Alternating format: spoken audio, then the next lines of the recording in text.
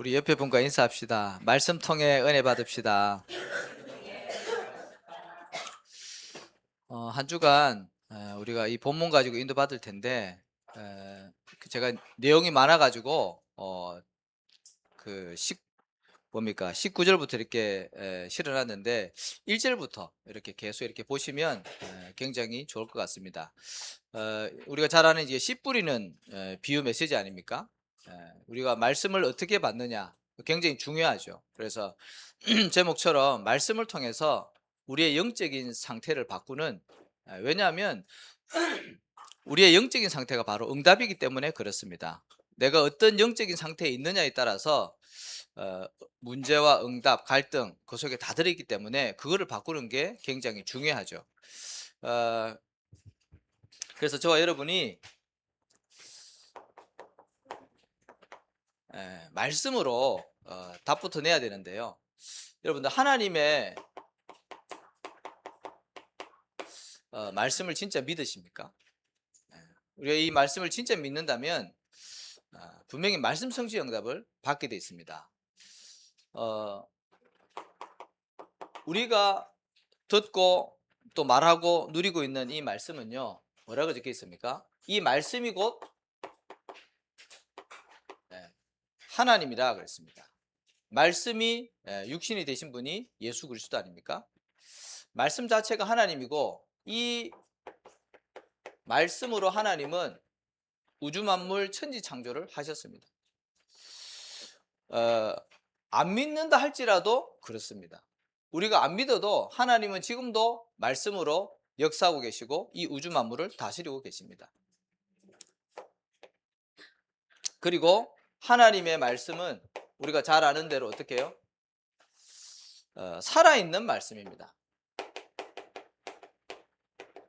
이 치유의 말씀이죠. 모든 것을 살리는 말씀입니다. 이 말씀이 정말 우리 속에 마음과 생각과 영혼 속에 뿌리 내리지면 반드시 그 사람은 살게 되어 있습니다. 하나님의 말씀은 살았고 운동력이 있다 그랬습니다. 좌우의 날선 어떤 금보다도 예리하며 우리의 마음과 생각, 영혼을 판단한다 그랬거든요.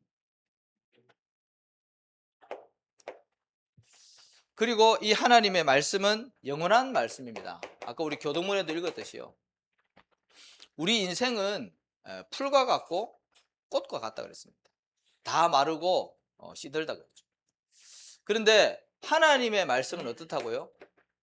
영원한 말씀입니다. 이 우주 만물이 다 없어져도 하나님의 말씀은 계속 존재하는 거거든요.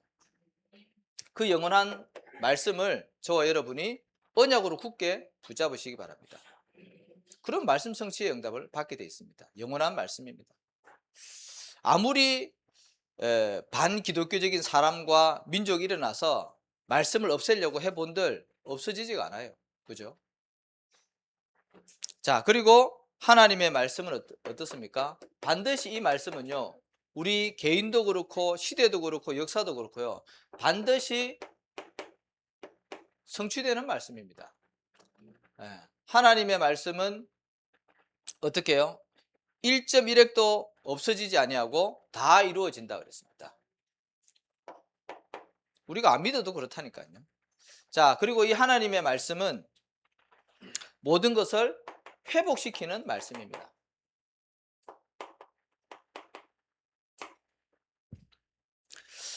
여호와의 율법은 완전하여 영혼을 소성시키시며 여호와의 증거는 확실하여 우둔한 자를 지혜롭게 한다 그랬습니다. 우리의 영혼을 소생시키는 말씀입니다. 그렇죠? 우리는 우리의 생각과 우리의 지혜와 우리의 경험을 가지고 살아갈 때가 많잖아요. 근데 잠언서 16장 9절에 보니까 사람이 마음으로 그 길을 갈지라도 그 길을 인도하시는 분은 누구라고요? 여호와 하나님이라고 했습니다. 하나님이 우리 인생을 인도하신다는 거죠. 어떻게 해요? 말씀으로. 그래서 시편 기자는 뭐라 적혀 있습니까? 시편 119편 105절에 보니까 여호와의 말씀은 내 발의 등이요 내 길의 빛이다 그랬습니다. 그렇죠? 그래서 하나님의 완전한 언약을 붙잡고 저와 여러분이 인도받아야 됩니다. 그렇죠. 하나님의 말씀 완전하기 때문에 그 말씀 따라가야죠.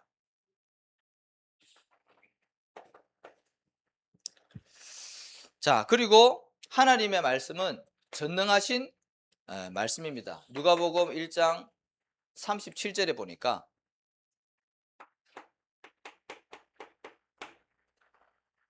마리아에게 천사가 와서 성령으로 하나님의 아들이 잉태될 것을 얘기하잖아요. 그러면서 뭐라 그럽니까? 마리아는 난 아직 남자를 알지 못합니다. 천사가 마리아에게 뭐라 그럽니까? 대저 여호와의 말씀은 능치 못하심이 없느니라 그랬습니다. 우리가 믿는, 우리가 붙잡은 이 언약의 말씀은 능치 못함이 없는 전능하신 말씀입니다. 그 언약 붙잡으시기 바랍니다. 우리가 아무리 지혜롭다고 해본들 하나님의 능력과 지혜를 따라갈 수 있겠습니까? 그래서 우리는 하나님 말씀 의지해야 됩니다. 그리고 우리는 복받기를 원하는데요. 계시록 1장 3절에 보니까 이 예언의 말씀을 읽는 자와 듣는 자와 지키는 자, 그 사람이 복이 있다 그랬어요. 말씀 자체가 복이라니까요. 우리 뭐가 좀 잘 되면, 육신적으로 잘 되면 복 받았다. 뭐 좀 안 되고 실패했다. 나 망했네. 그렇게 생각하지만 여기 계시록에 보니까 하나님의 말씀을 읽는 자, 듣는 자, 지키는 자, 말씀 그 자체가 복이라니까요. 저와 여러분이 이 복을 받은 겁니다. 그래서 오늘도 말씀을 통해서 사람의 말이 아닌 하나님의 음성을 들으시기 바랍니다. 자, 그러면 말씀드렸듯이 우리의 영적인 상태가 바로 응답으로 연결되기 때문에 우리의 영적인 상태가 말씀으로 충만해야 되겠죠. 말씀에 사로잡힌 바 돼야 되지 않겠습니까? 근데 오늘 우리가 읽었듯이 우리의 마음밭이 어떠냐에 따라서 이 말씀이 버려질 수도 있고, 그죠, 열매 맺을 수도 있다는 거죠. 그래서 말씀을 통해서 나의 영적인 상태를 점검하고 어떻게 해요? 나의 영적인 상태를 바꿔야 된다니까요. 그래서 오늘 중요한 응답 받으시기 바라겠는데요. 자, 마태복음 13장 19절에 보니까 무슨 밭이 나옵니까? 길가밭 나옵니다. 길가. 농부가 씨를 뿌리잖아요. 이제 봄 되면 이제 씨 뿌리잖아요. 씨 뿌릴 때 씨앗이 여기저기로 많이 튀거든요. 저도 어릴 때 농촌에서 자랐기 때문에 농사를 지어봤거든요. 봄 되면 이렇게 씨 뿌리잖아요. 뿌리면 여러 군데로 막 다 튀죠.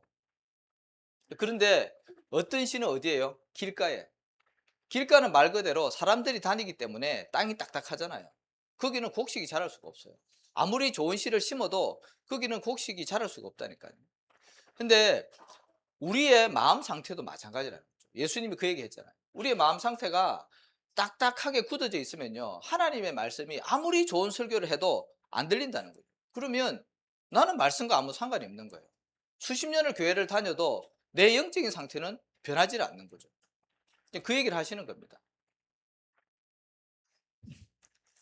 자, 그런데 오늘 읽었듯이 뭐라 적혀 있냐면 악한 자가 와서, 그죠?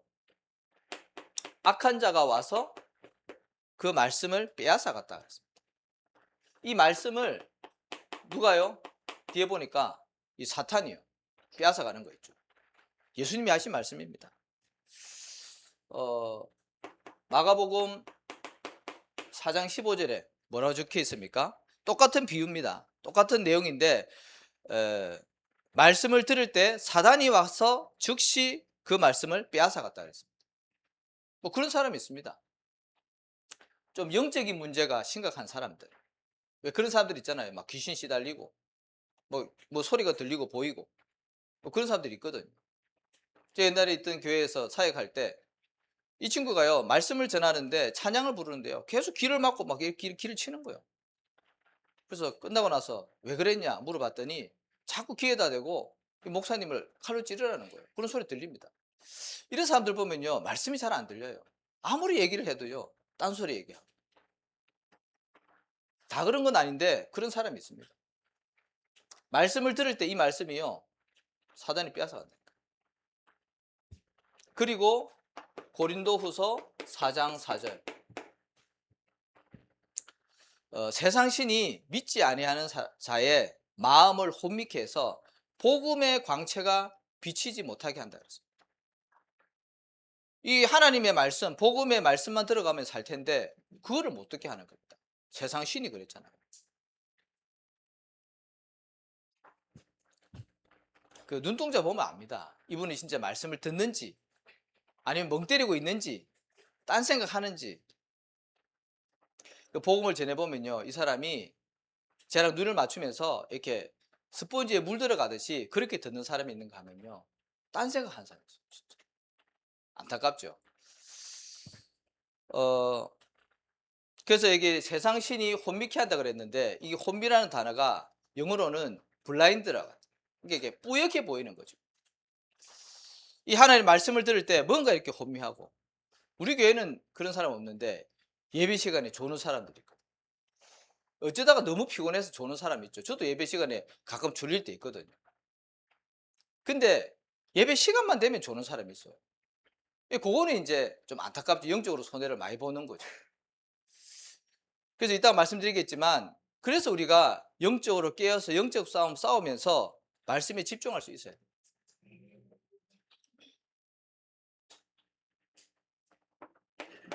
자, 말씀을 들을 수 없는 상태죠, 이 사람이.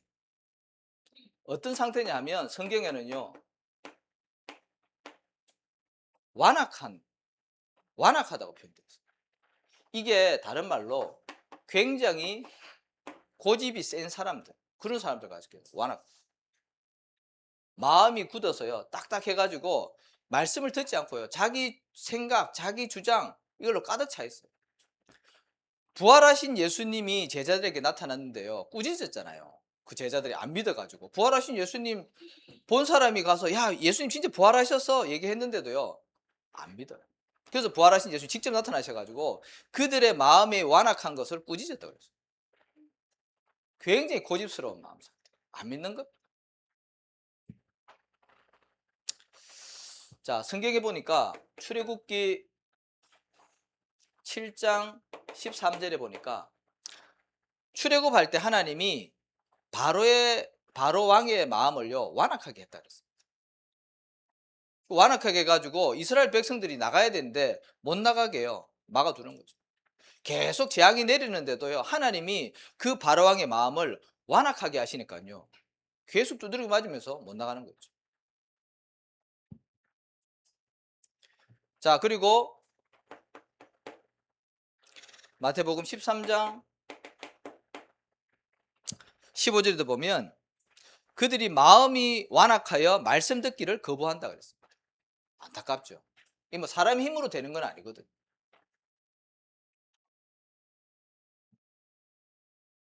근데 이런 사람들의 특징이 뭐냐니까, 하나님 말씀보다 내 생각이 강해요. 그리고요, 자기가 경험한 것들 있잖아요. 이게 말씀이 앞선다니까요. 그러니까 나를 벗어나지를 못하는 거예요. 그러니까 하나님 말씀 안 들리죠. 저도 그랬거든요. 말씀드렸잖아요. 신앙생활 한 지 얼마 안 됐는데 창세기 1장 1절이요, 아무리 해도 안 믿어지는 거죠. 왜? 내 생각과 내 세계관에는 진화론이 맞으니까. 어릴 때 학교에서 그렇게 배웠으니까. 그게요, 딱 경험으로 각인뿔이 체질되어 있으니까 변함이 없는 겁니다. 근데 어느 날 하나님의 은혜가 임하니까요, 그게 이해가 되어지는 게 아니라 믿어지는 게 있죠. 말씀드리겠지만, 그래서 우리에게 하나님의 은혜가 필요하다니까요. 그리고 세상의 것으로요, 우리가 가득 차 있으면 하나님의 말씀이 안 들려요. 여기 계신 분들이 다 일주일 동안 세상 속에서 살다 오셨잖아요. 나쁘다는 게 아니라 너무 세상 중심적으로 살다 보면 주일날 와서 예배 드릴 때 말씀이 잘 안 들릴 겁니다. 일주일 내내 TV 보고 있다가, 그죠? 주일날 와서 한 3, 40분 메시지 들으면 그게 잘 들리겠습니까? 그게 나쁘다는 게 아니라 그만큼 우리가 무엇에 각인되어져 있냐, 어떤 나의 마음의 상태냐, 그게 굉장히 중요하지 않습니까? 이게 전부 다인데, 그죠? 하나님의 말씀이 전부 다인데 이게 안 들어가고 다른 거 틀린 것으로 우리가 자꾸 들어가 있다, 영적으로 굉장히 손해보는 거예요. 자, 그래서 저와 여러분이 어떻게 해요? 하나님의 은혜가 임하도록.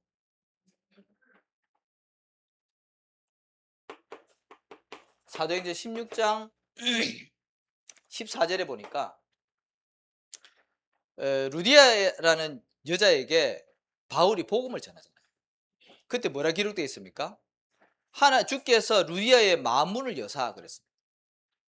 하나님께서 루디아의 마음문을 여니까요, 바울의 말을 청종하고 예수님 믿고 그 가정과 가문이 다 세례를 받았다 그랬거든요. 그래서 하나님, 나에게 은혜를 주옵소서. 나의 이 딱딱한 굳은 마음을 하나님께서 갈아엎으셔서 옥토와 같은 마음밭되게 하옵소서. 하나님의 은혜가 임할 수 있도록 우리가 기도해야죠.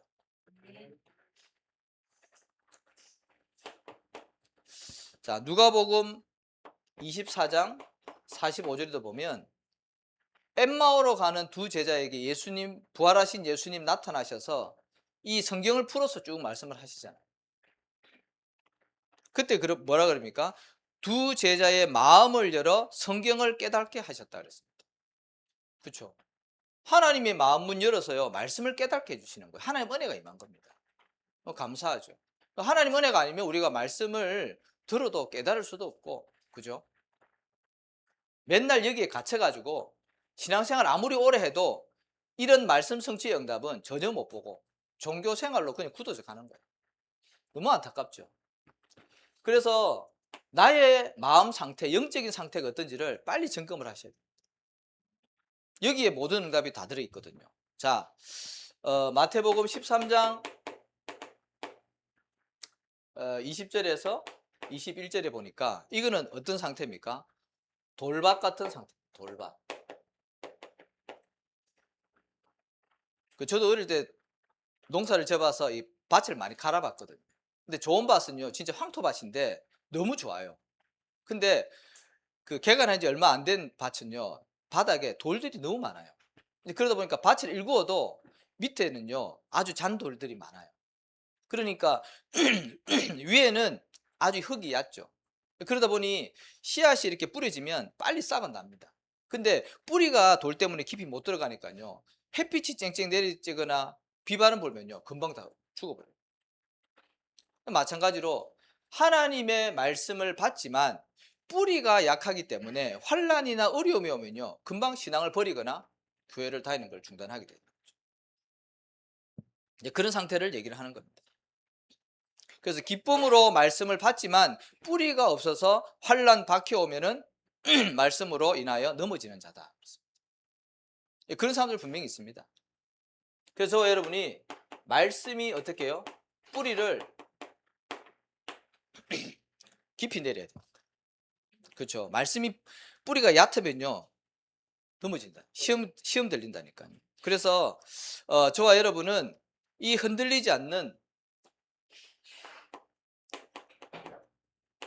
언약적인 믿음을 가지시기 바랍니다. 왜냐하면 믿음도 여러 종류가 있거든요.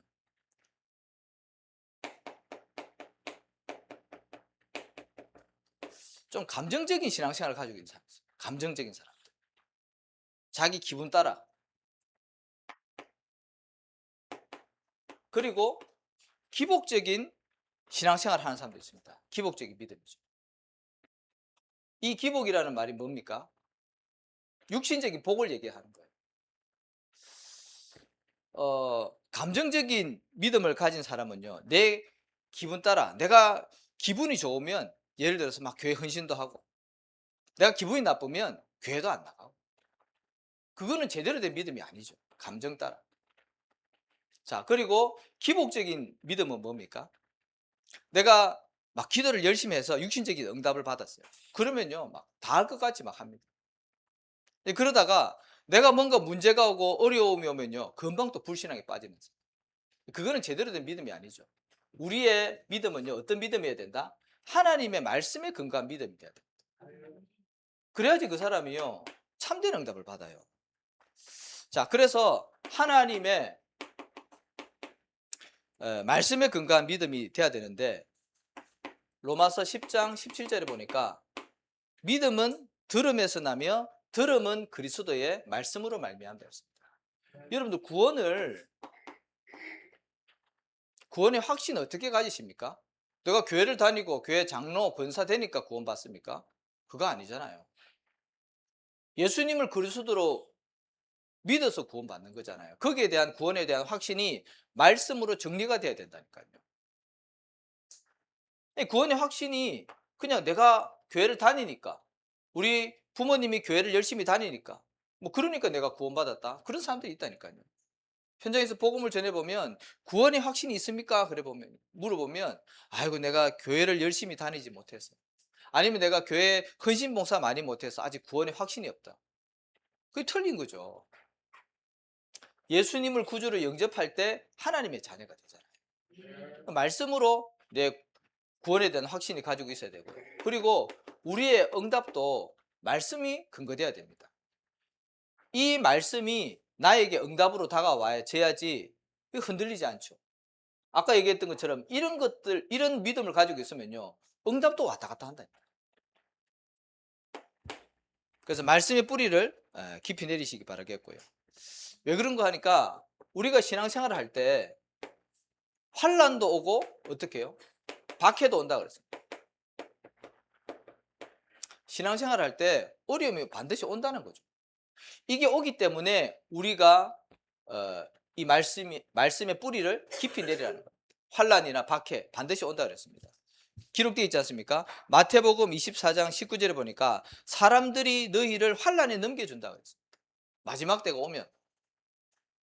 자, 그리고 마태복음 10장 34절 36절에 보니까 아들이 아버지를, 딸이 어머니를, 며느리가 시어머니와 불화하게 된다 그랬습니다. 내가 평화를 주러 온 것이 아니라 검을 주러 왔다 그랬습니다. 그러면서 예수님 뭐라고 했습니까? 가족이 원수다 그랬습니다. 그 말은 뭐죠? 여기 계신 분들도 있을 겁니다. 불신자 가정 중에서 이제 혼자 예수님이 있는 거죠. 그러면 그 갈등이요, 계속 일어나잖아요. 저희 집안도 있었다니까요. 제사 지내는 집안에서 자녀들이 이제 교회를 다 다니고 하니까 제사 지내는 것 때문에 서로 갈등이 일어나는 거예요. 여기도 그럴 겁니다. 예수 믿는다는 이유로 가족들에게 핍박받고. 근데 진짜 예수 믿으면요, 그 한 사람 때문에 가정과 가문이 복음화 된다니까요. 그런 사례들이 많이 있잖아요. 왜? 하나님 살아계시고 그 믿음을 이길 수가 없다니까. 그래서 이런 여러 가지 어려움.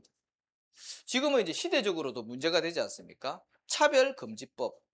그게 우리나라는 지금 막 계속 통과시키려고 하고 걸리고 그러는데, 저 유럽이나 미국 같은 경우는 그게 통과돼 가지고 오직 예수만 구원받는다, 그렇게 얘기하면 벌금 때리거나 그 목사 감옥 간다니까요. 그런 사례들이 많이 있잖아요. 또 동성애 막 반대하고 동성애 막 혐오하고 그런 말 하면은 감옥 가고. 앞으로 우리나라도 그럴 가능성이 있죠. 예, 환란이나 박해가 반드시 오기 때문에 우리는 어디에요? 하나님의 말씀의 뿌리를 깊이 내려야 된다는 거죠. 그리고 디모데후서 3장 12절에 보니까 예수 안에서 경건하게 살고자 하는 사람은 박해를 받으리라. 우리 예수 제대로 믿으면 반드시 환란 문제 옵니다. 예수 대충 믿으니까 그냥 세상과 묻혀서 살아가니까 어려움이 들어올 수 있죠.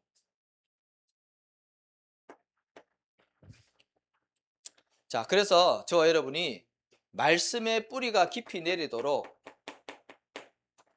일생을 두고 꼭 세 가지를 하시기 바랍니다. 이 하나님의 말씀을 어떻게 해야 됩니까?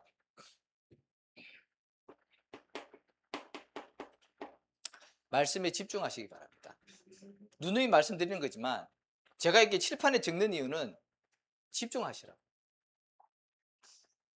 메모하셔가지고 일주일에 한 번씩 들여다보기도 하고, 이거 안 적으면요 그냥 멍하니 있다니까요. 그래서 말씀에 집중할 때 하나님의 말씀이 내 영혼 속에, 마음 속에 각인되어집니다. 각인돼야지 우리 마음 속에 뿌리를 내린다니까요. 뿌리 내린 것은 반드시 열매 맺고 체질되게 되어 있습니다. 그래서 하나님의 말씀에 집중하시기 바랍니다. 그게 예배 성공입니다.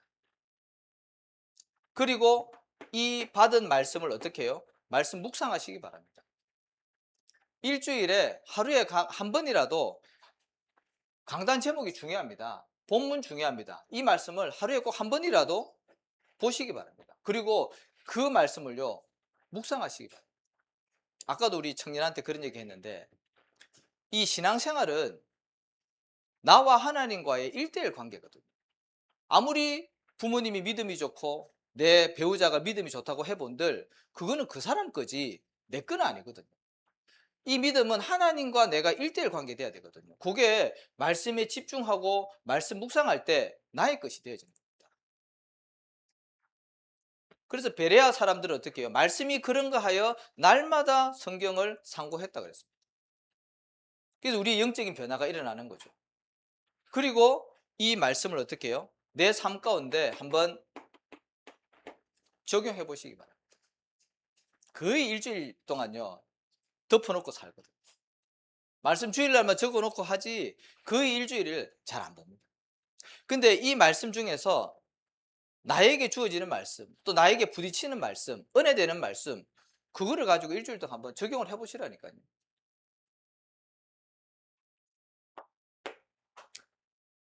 자, 그리고 세 번째는 뭐라고 그랬습니까? 13장 22절에 보니까 이거는 가시덤불이죠. 이 예수님 뭐라 그랬습니까? 이 밭을 비유해서 말씀을 받지만 세상 염려와 재물의 유혹으로 말씀이 열매 맺지 못한다 그랬습니다.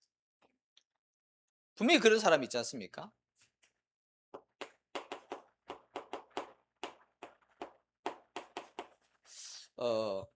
하나님이 주시는 근심이 있고 우리가 하는 세상의 염려가 있습니다. 두 가지 염려거든요. 근데 하나님이 주시는 근심은 우리로 하여금 생명을 얻게 하시죠. 근데 세상 근심, 걱정, 염려는요, 나의 영적인 부분을 무너뜨리는 거예요. 그래서 세상 염려, 뭐 많이 있겠죠, 세상 염려. 거의 뭐 우리 세상 염려 뭡니까? 뭐 잘 먹고 잘 사는 거, 어떻게 하면 잘 먹고 잘 살지. 주로 이제 그런 염려 많이 하지 않습니까? 내 인생이, 우리 가정이, 우리 자녀들의 미래 앞으로 어떻게 될 것인가? 뭐 이런 미래에 대한 걱정들 주로 많이 하지 않습니까? 거의 다 이제 이런 것들이요. 육신의 것이 나쁜 건 아닙니다. 필요하죠. 근데 너무 육신적인 것만 우리가 추구하고 거기에 대한 염려한다. 하나님과는 아무 상관이 없는 겁니다, 사실은. 필요하지만. 하나님의 말씀보다는 이 세상과 현실이 더 크게 보이는 거예요. 그러니까 자꾸 염려가 되는 거죠. 하나님 믿는다고 하면서. 이런 사람들이 어떻게 해요? 말씀이 열매 맺지 못한다. 그리고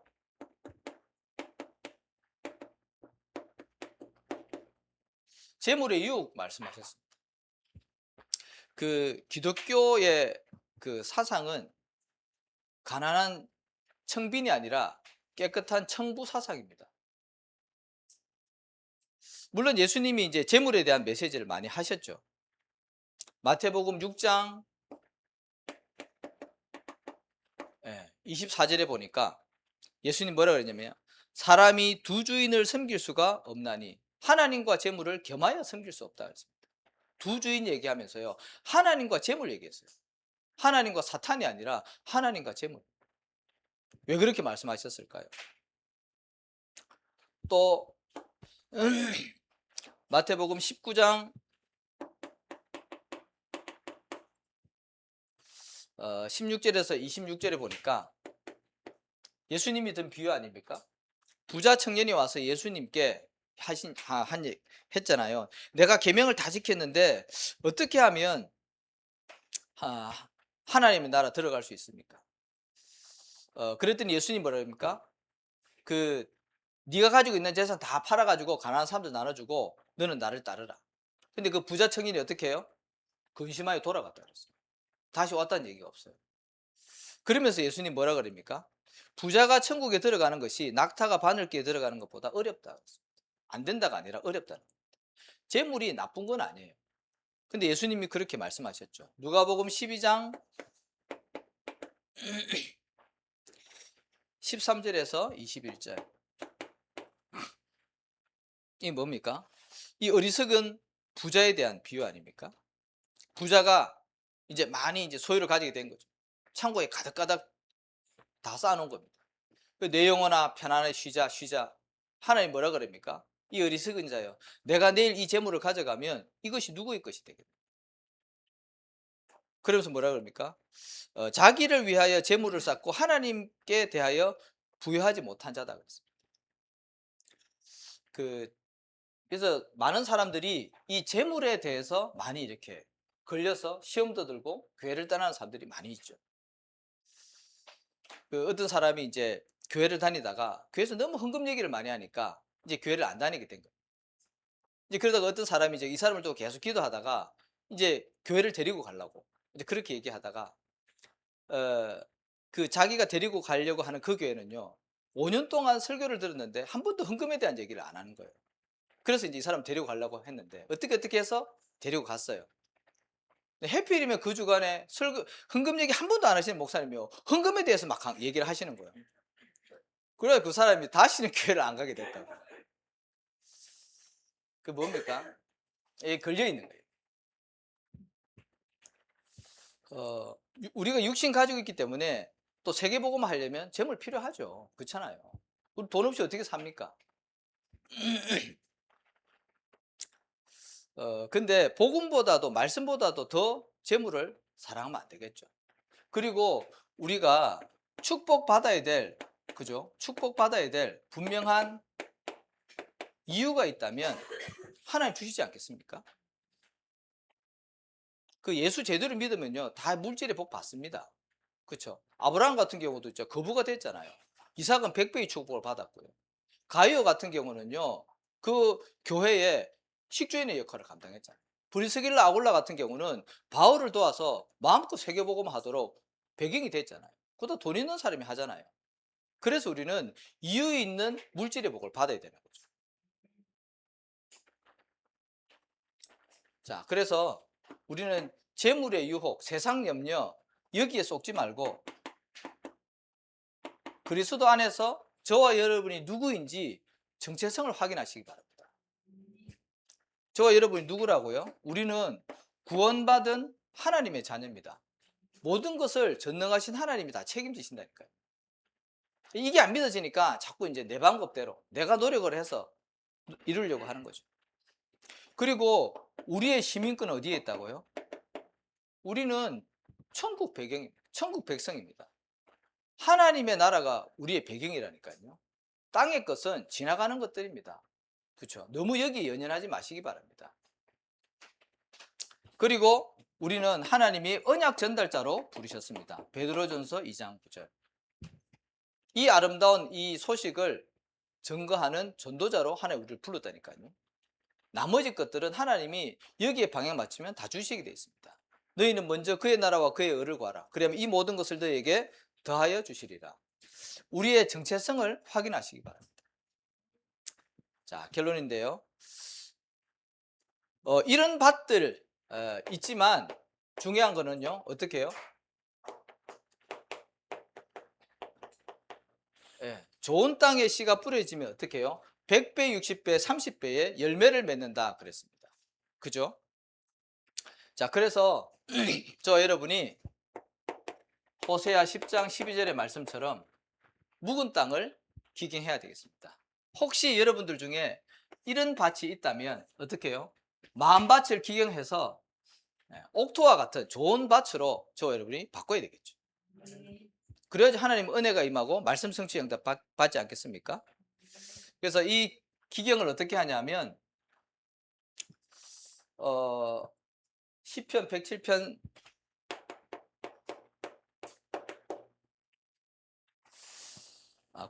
9절에 보니까 뭐라고 기도했냐면 그가 사모하는 영혼에게 만족을 주시며 줄인 영혼에게 좋은 것으로 채워주심이로다 그랬습니다. 하나님의 말씀을 여러분들이 사모하시기 바랍니다. 하나님 말씀을 사모해야 하나님이 은혜도 주시고 말씀도 주시고, 그렇죠? 그 말씀 우리의 삶 가운데 열매 맺지 않겠습니까? 말씀 들어도 별것도 없네.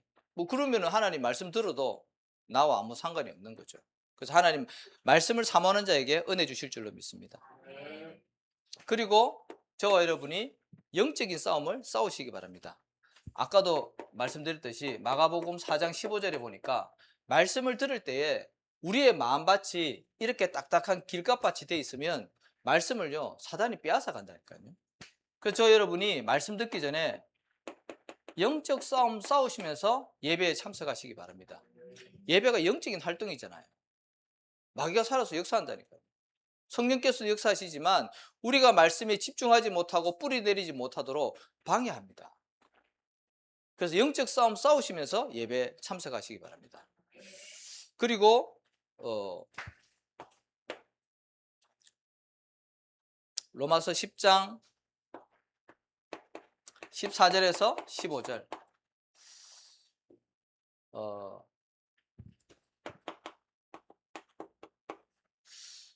저와 여러분이 이 말씀을 전달해야 될 현장이 보여지면요 말씀 대충 받지 않습니다. 그렇잖아요. 그 왜 자녀를 넣어보신 분은 알겠지만 자녀가 생기면 엄마가 이렇게 저지 돌잖아요. 왜? 아이에게 젖줘야 되니까. 그 하나님 그렇게 만들었잖아요. 마찬가지로 내가 이 말씀을 전달할 현장이 있으면요 강단의 말씀이 그냥 들리지 않습니다. 근데 전달할 곳이 없고 뭐 그냥 뭐 있어도 되고 없어도 되고 하면 말씀 대충 듣겠죠. 내가 있는 그 현장에 하나님의 말씀을 전달해야 되기 때문에 복음 필요한 현장이 보여지면 하나님 또 말씀 주시지 않겠습니까? 자, 그 사람이 어떻게 해요? 묵은 땅을 기경해서 좋은 땅으로. 그래야지 말씀 성취에 응답을 받고 말씀 따라가는 전도자가 될 줄로 믿습니다. 한 주간도 이 말씀 성취에 응답받는 우리 모든 성도들 되시기를 축복합니다. 하나님 감사합니다. 주신 말씀처럼 우리의 영적인 상태를 점검하며 하나님의 말씀으로 우리가 응답받으며 한 주간도 또 일평생 동안 말씀을 따라가며 말씀 성취에 응답받을 수 있도록 증인의 축복을 허락하여 주옵소서. 하나님의 말씀이 살아 역사하는 것을 볼 수 있도록 하나님 옥토와 같은 마음밭이 되어지게 하옵소서. 예수 그리스도 이름으로 기도하옵나이다.